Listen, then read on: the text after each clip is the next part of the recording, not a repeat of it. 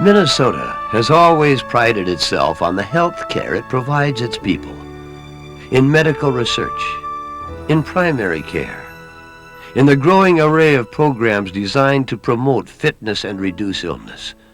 Throughout the entire continuum of care, Minnesota is a recognized leader. Yet today, there is one health care area where the very best of intentions threatens to have the very worst of consequences: long-term care.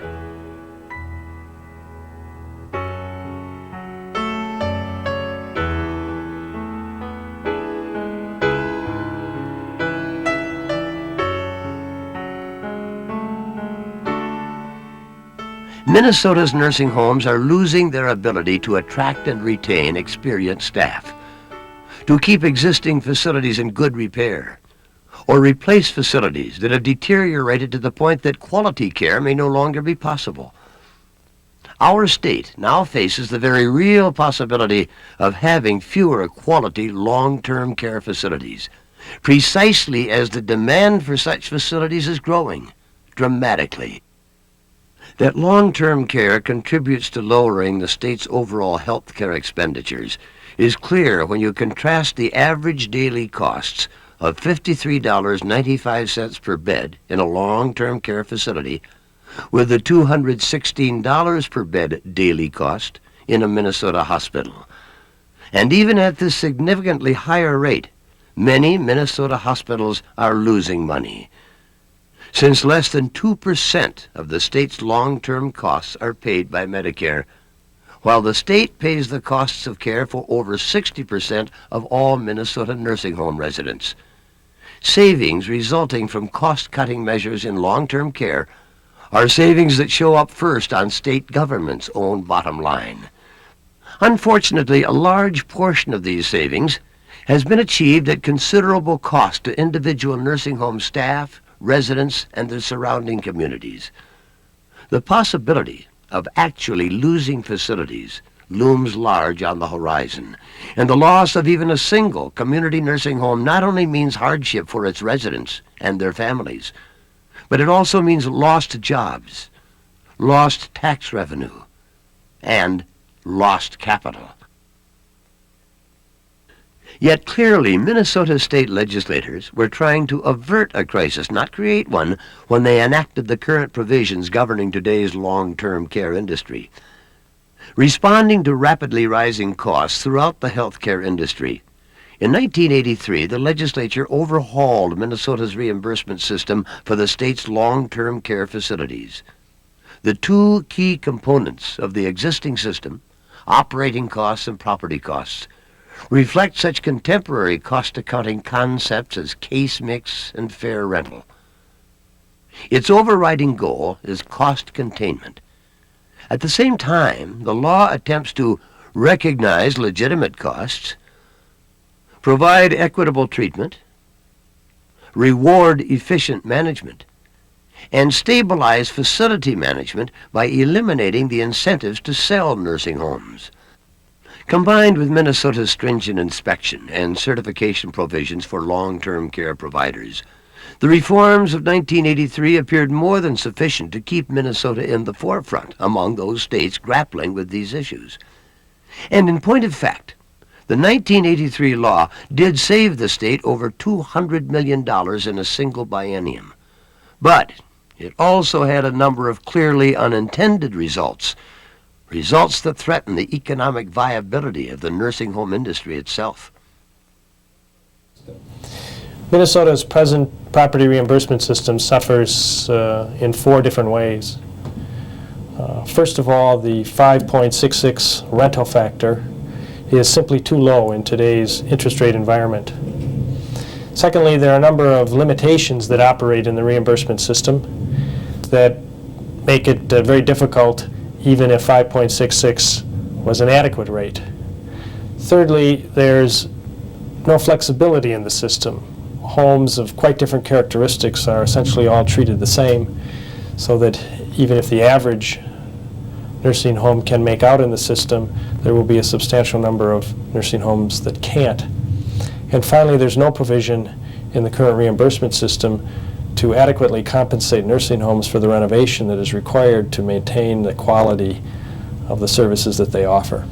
So something has to happen to provide some flexibility to the system to take account of the fact that older and newer homes, levered and unlevered homes, are in different situations.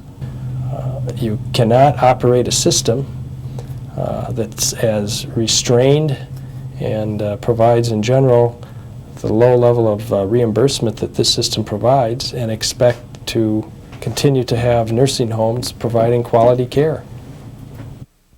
In part because it ties rates charged private residents to rates charged Medicaid patients and uses very narrowly defined concepts of operating cost and return on equity, the current legislation actually threatens to destroy the very industry it sought to protect.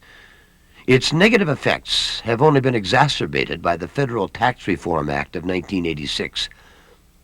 The plight of nursing home workers is particularly compelling when you consider that their wages and salaries run 20% to 40% behind other healthcare workers, including those employed by state-owned facilities. Consider, too, the 21-month delay. This provision in the existing law means it takes almost 2 years before cost increases are reflected in actual rates charged to residents, and the increased expenditures occurring during that interval are never recovered. We need to reward care providers who spend on facilities or staff improvements, not penalize them. Then there is Minnesota's moratorium on new construction, a provision that means that even an administrator who has somehow managed to acquire the funds needed to repair or replace aging facilities has his or her hands tied. But even without the moratorium, if a nursing home's management were somehow able to complete new construction, there is no way under the current law to recover its costs. We are now seeing a new phenomenon, hyper-aging, the relentless and inevitable deterioration of facilities that cannot be renovated, restored, or replaced as a result of current state regulations. Unless Minnesota's reimbursement system is changed, by 1990, many nursing homes won't receive enough in payments to cover even their mortgage costs. Sudden changes in industry regulations, such as the federally mandated increases in facilities and staff standards, may radically increase the provider's costs, and the incentives for disinvestment will be greater than ever. The industry has almost lost the financial ability to innovate. In 1987, our firm was commissioned to do a study of 20 facilities throughout the state of Minnesota to get a cross-section of the nursing home industry in the state.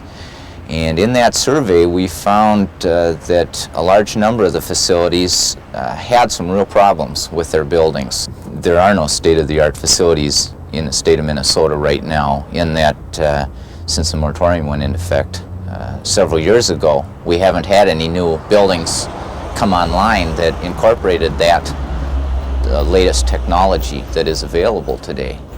And hence, even the newest building is 3, 4, 5 years old in the technology that it has incorporated into it. The future of senior health care is kind of a dark one right now, in that unless these facilities are upgraded or replaced, the level of care is simply going to continue to diminish or drop.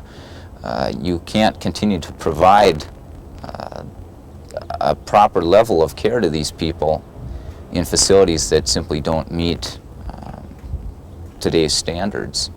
With fully 25% of the facilities in the state facing serious financial difficulties, and most with increasingly negative operating margins, obviously the elderly, the ill, The physically or mentally disabled and their caregivers will continue to struggle under these far from ideal conditions unless and until the legislature corrects the more damaging provisions of the 1983 law. Projected to the end of the century, these effects will reduce the ability of the industry to provide quality care at the same time the need for it will continue to grow. The inspection and certification programs work well enough. It's the payment system that is fundamentally flawed. The need for change is clear. 45,000 nursing home residents depend on it. 60,000 nursing home staff depend on it. Administrators and investors depend on it. The entire long-term care community depends on it. Time is running out.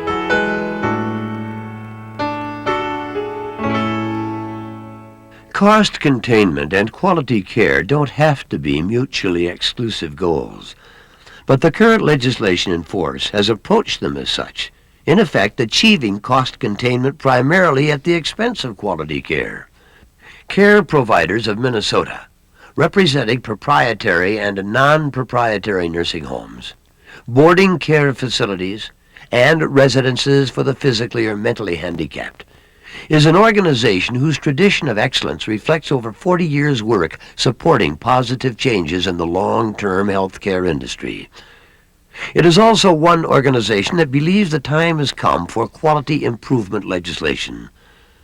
The industry desperately needs such legislation if it's to meet the demand for a better caliber of care.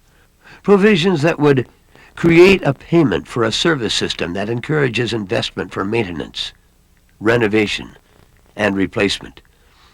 Continue the kind of salary adjustments that will enable nursing homes to remain competitive with other health care providers.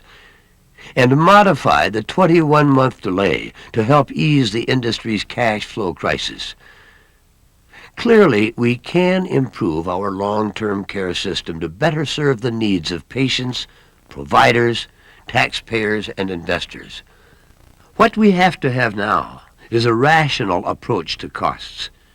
Even a nominal increase in the industry's return on equity would make the state-mandated transition from the historical property-related payment system to a rental system smoother, and the industry itself more viable. The fine-tuning of the reimbursement system, based on the wise reinvestment of even a small portion of the savings the industry earned for the state, could go far to redress the current imbalance between cost containment and quality care. In other words, the issue is not new money. It is not additional money. It is reallocating existing dollars. The issues involved are not just industry issues. They are consumer protection issues, senior citizens issues, family issues. Our Minnesota long-term care system is now in jeopardy. It's in jeopardy due to a payment system which does not provide any incentive for creativity, innovation, or reinvestment in our Minnesota's long-term care buildings and programs. It's really difficult for me to imagine why our employees should be compensated 20% less than community hospitals and like healthcare settings. I've represented long-term care in the state of Minnesota for 15 years. I have never seen the sense of urgency that I feel today by both consumers and providers alike. We must do something now.